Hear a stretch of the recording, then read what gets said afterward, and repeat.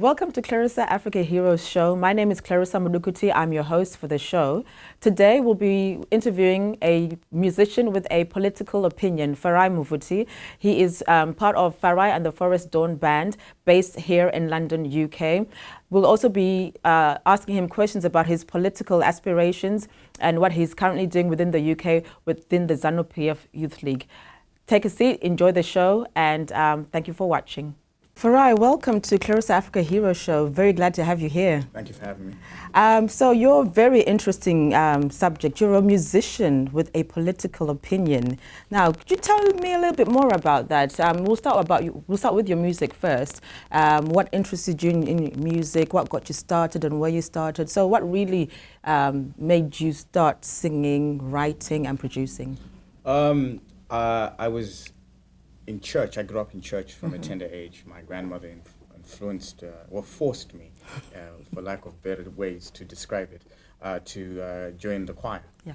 And it was through that, process that I learned that I could sing and I could write songs and so forth. That I naturally started making music. And from that point on, but naturally I grew up around people who were very politically aware, astute when it came to understanding, the environment of Zimbabwean politics specifically. And my dad was very active in that as well. So the two worlds sort of came together and contributed to the construct that is me.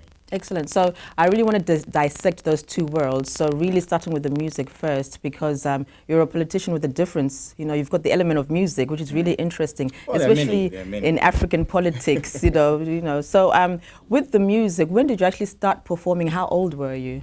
I started performing, I would say, professionally at the age of 17. I was actually way earlier than that at high school, Form 2, Form 1, so that's about 13, 14 years old. But then I was signed by a company called Deep Africa, right. At the age of 17 as a songwriter and sort of co-producing and so forth. So that's when I really started performing. But at the same time, I was very active in church. I was a part of the choir, I was a lead vocalist there and so forth. So performance has always been a part of me. I was in the drama club from the age of 10. Yeah. So I've always had media or arts. I've always been involved in, always engaged in, the arts. Any musical performers in your family? Mom, dad, aunties, uncles? No, not really. No. Apart from my cousins, they have an a cappella group. But no, my dad. My dad is of a Seventh-day Adventist background, so naturally they always make good vocalists. Yes. But he is the exception. Yeah. He was the exception. And my mother she was also, I think, she was into music. She was a part of the choir at some point. So it runs in the family. I wouldn't say it runs in the family. I think there's sort of aspects of it. Yeah. But not in the holistic or of the holistic terms of genetically being in a music family. No, it's true because from my experience, a true artist always starts from the very beginning when they're really young. Yeah. That way you hone in your skills. And so fast forward, you're in the UK now, you're based in the UK in London, yes. and you have a band, Yes. and it's called the Forest Dawn, so it's Farai and the Forest Dawn. Yes. When was that band formed? That was formed 3 years ago. Right. I had just finished my tenure of mentorship under a gentleman by the name of Aaron Manata, who sort of taught me how to build a band. Right, and he's in the church as well, isn't he? He's Fantastic. in the church. Yeah. And actually, he plays a pivotal role in enabling me to understand my own musical sound. But after I did my tenure within his band, which is called the Green Arrows, I then started the band Farai and the Forest Dawn together with a childhood friend of mine, Eric Dyson. And that's when the whole journey started.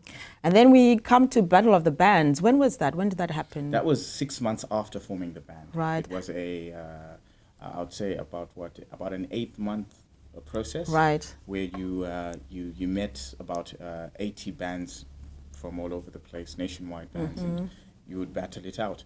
And every time we met a band, we were winning consecutively. So we made it to the finals, and at the finals we then won the Beyond the Scene Battle of the Bands. Fantastic. Of 2014. Well done. That must have been a very big achievement. And I suppose your first achievement in the music industry, your first, big lighting or first appearance. So what was the prize?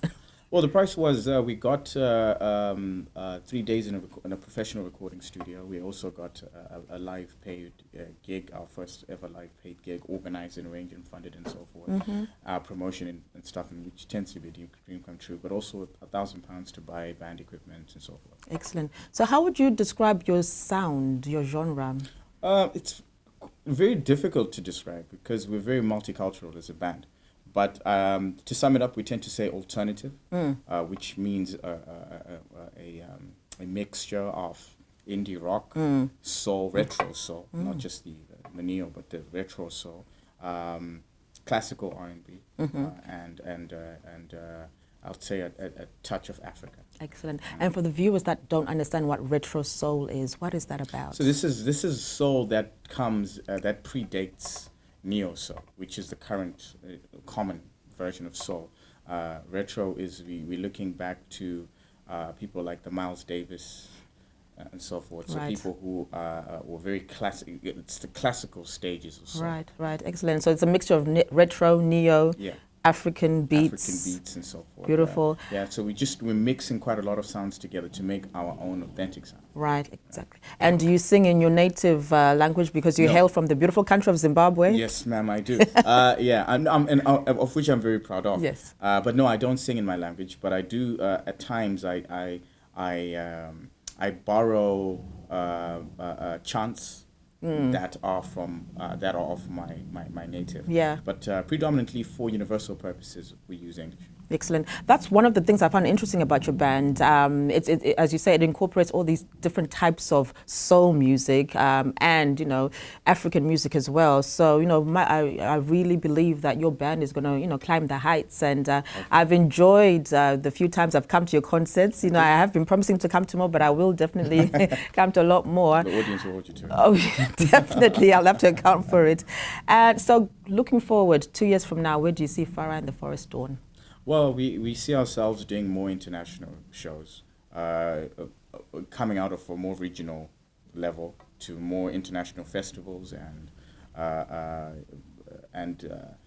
our expectation is that our music will be on a bigger platform. So right now we are distributing our music independently. Right. But we look to partner up with a major distribution company as well as major distribution platforms so that a lot more people have access to our music. Absolutely. So that's what we're looking forward to, to grow a broader scale in terms of distribution up to the level of performance. That's what we're looking to do in the next 2 years. And I suppose the most poignant or pivotal question when it comes to singing, performing and bands, do you own your own band? Do you own your own copyrights and your production label? Do you own that? Yeah, at present we're doing everything independently, which means that we own 100% of our music. We own 100% of even the very images and the logos and trademarks that are associated with Forest Dawn. We own that. However, we also do understand that because it's a music business, we may be, if we meet a good partner, we are willing to give away parts of those rights if it makes practical sense, if it's very pragmatic to our ambition and what our future goals are.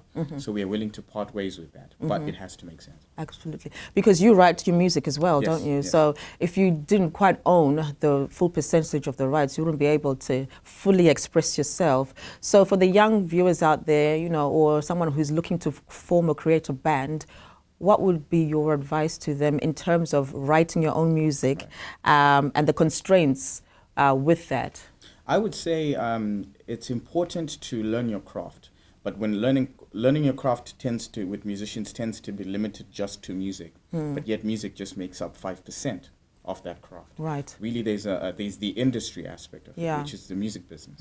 So understanding how the business works is very good, and there are a lot of people that you can. I tend to listen to a gentleman by the name of Rain Man, who managed bands and has a lot of experience in the industry. But it's always important to get a mentor. I started off working with Aaron Manatsa for those very purposes, to understand how the business works and so forth. So it's important to understand your craft, but just beyond the practical aspect of your craft, but also the intangibles, which is business aspect. Yeah.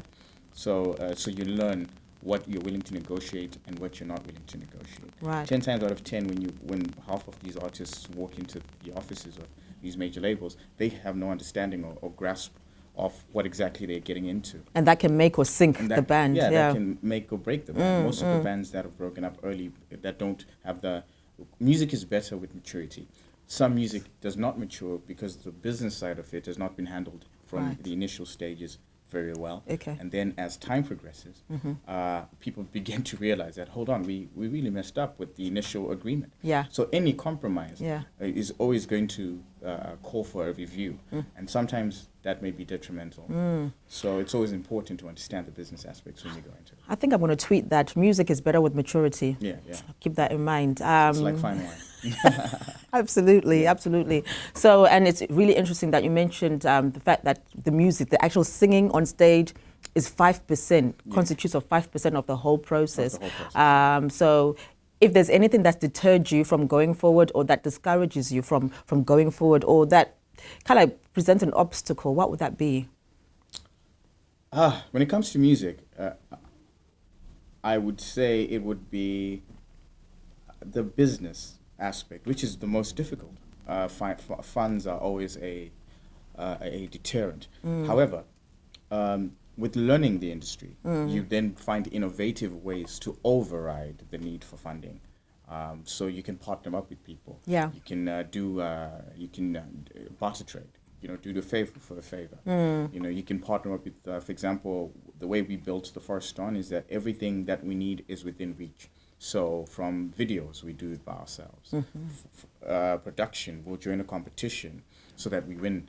We endeavor to win that competition in order to get the prices that will enable us to go do further. the recordings and so forth. So we're not paying for studio time. Yeah. So you're finding ways to work around the constraints rather than just accepting that there's a problem and not trying to solve it innovatively.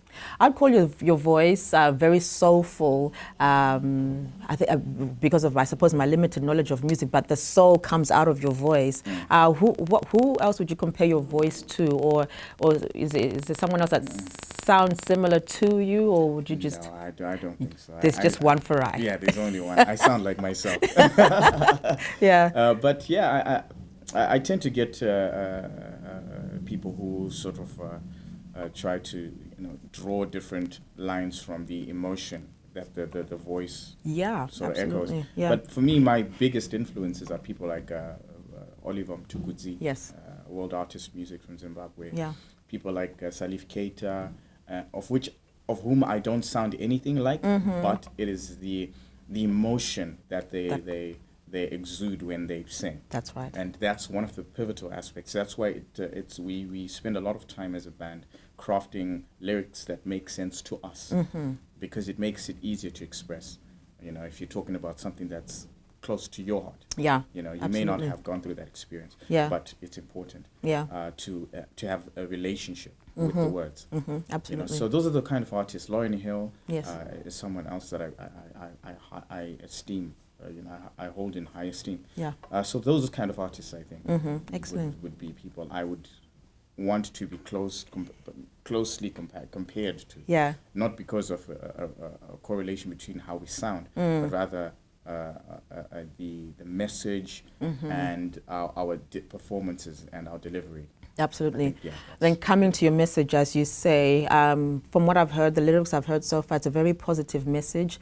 It's an uplifting message, and it's an expression of self. Yeah. With those, I suppose, when you sit down and write your music, I suppose you write about your life, you write about your experiences. Could you tell us a little bit more about your writing techniques? Well, that's the thing. I don't know if we can, mechanical terms as techniques. Right. I don't think I can utilize that. What I can use those kind of words to describe it. It overly complicates a very simple process. For me, writing is as natural as breathing. Right. So when I'm walking, I can be influenced by a conversation I had last week, and maybe because the mind is a very tricky thing, and so so innovation has no time frames. Right. It sort of like happens. It flows. You know, and so I keep, I may come up with a few rhyming words, then I keep them, I repeat them in my head, and then, you know, over time I develop that idea, that concept, and it becomes a song. And that's just how it happens. Sometimes it happens more immediately. You know, someone can come with a good beat. Elsa, who is our band director, can play me a good chord, a good melody. And then I come up with words that, you know, coincide with her melody, and then we come up with a song. So sometimes it's very simple, but sometimes it can also be a difficult situation, perhaps, that I'm going through, that the only way to fully express it is through a song. So it's zigzag. It's like life. You know? Sometimes it's good, sometimes it's bad. And you have to write, and also the misconception about writing songs is thinking that every song is a hit song, that every song is going to. No, you have to write 100 songs you have to write 1,000 songs for 100 to be recognized. Wow. So it's really a game of volume. Like how many songs can you? You know, some will be hits, some won't be. You know. So. And then you're a poet as well. Yes. I suppose that, you know, the two are very closely related. I think music is poetry. You know, with the beat. That's just the only difference. But otherwise, if you're a musician, I think you're a poet. Absolutely. The name Forest Dawn, where did that come from, and how did that come about?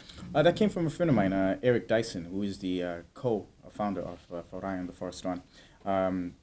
Basically, when we started the band, we wanted to you know, come up with a name that would be, you know, catchy, but at the same time thought-provoking. And Forest Dawn, the concept of the forest aspect came from his name, which is Iroko, which in Ghana, so he tells me, there's a tree. Right, yes. In Ghana. And so he says, well, you know, that tree particularly becomes a forest. So it grows and has influence, and it becomes a forest.